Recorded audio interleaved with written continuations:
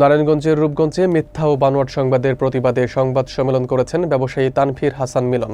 তিনি স্থানীয় যুবলীগ নেতা রায়হান কবির সুমনের বিরুদ্ধে জমি জোরপূর্বক দখল, বাড়িতে হামলা ও গুলি চালানোর অভিযোগ এনে আইনি ব্যবস্থার হুমকি দিয়েছেন।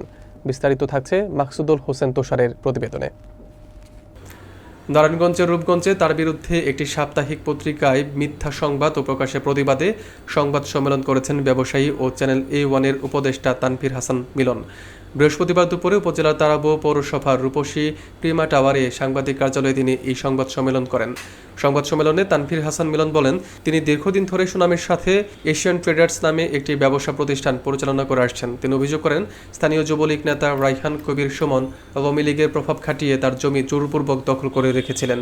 এই বিরুদ্ধে জের ধরে সুমন সন্ত্রাসী বাহিনী নিয়ে তার বাড়িতে হামলা ও গুলি চালিয়েছিল। এই ঘটনায় তিনি রূপগঞ্জ থানায় একটি মামলা দায়ের করেন। তিনি আরও অভিযোগ করেন, মামলা উঠিয়ে নিতে সুমন তাকে হুমকি ধামকি দিতে থাকে এবং গত 5 আগস্টের পর সুমন বিদেশে পালিয়ে যায়। সুমন বিদেশে অবস্থান করে তার বিরুদ্ধে নানা ষড়যন্ত্র করছে। এরই ধারাবাহিকতায় কয়েকদিন আগে গোয়েন্দা ডায়েরি নামে একটি সাপ্তাহিক পত্রিকায় তার বিরুদ্ধে একটি মিথ্যা ও বানোয়াট সংবাদ প্রকাশিত হয়েছে। তিনি এই ঘটনা তীব্র প্রতিবাদ জানিয়ে বলেন, তিনি যুবলীগ নেতা সুমন এবং সংশ্লিষ্ট পত্রিকার বিরুদ্ধে আইনি ব্যবস্থা গ্রহণ করবেন। তিনি আরও উল্লেখ করেন যে সুমনের নামে বৈষম্য বিরোধী ছাত্র আন্দোলনের হত্যা মামলাও রয়েছে।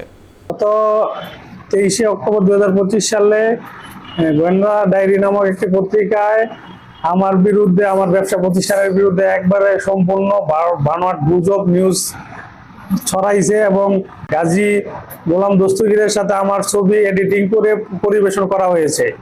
হ্যাঁ, ওইখানে বিভিন্ন অপপ্রচারমূলক কথা লেখা হয়েছে যেগুলোর সাথে বাস্তবে কোনো মিল নাই। আমি গত 17-18 বছর যাবৎ সুনামের সহিত ব্যবসা করে আসছি। এশিয়ান ট্রেডার্সের স্বত্বাধিকারী আমি সম্পূর্ণ 100% ব্যাড ট্যাক্স সরকারের প্রদান করে ব্যবসা করে আসছি। হ্যাঁ, এরপরও একটি কুচক্রী মহল আমার বিরুদ্ধে কুৎসা রটনার জন্য, আমাকে বিভিন্নভাবে হেয় প্রতিপন্ন করার জন্য পত্রিকা বিভিন্ন মাধ্যমে আমার বিরুদ্ধে লেখালেখি করছে। গত 23 অক্টোবর বড় করে একটা প্রতিবেদন ছাপা হয়েছে যা সম্পূর্ণ মিথ্যা, বানোয়াট, উদ্দেশ্য প্রণোদিত, হ্যাঁ, যার বাস্তবে কোনো বিন্দুমাত্র মিল নেই। হ্যাঁ, এই ঘটনার পরিপ্রেক্ষিতে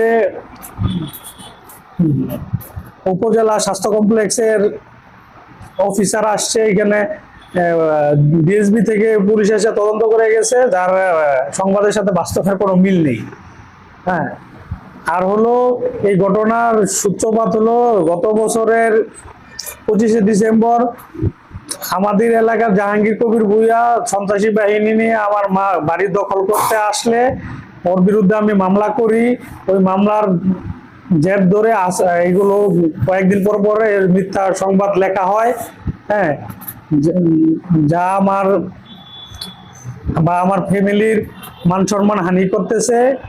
আমি এর তীব্র নিন্দা প্রতিবাদ জানাচ্ছি এবং এর আইনগত ব্যবস্থা গ্রহণ করতে চাচ্ছি।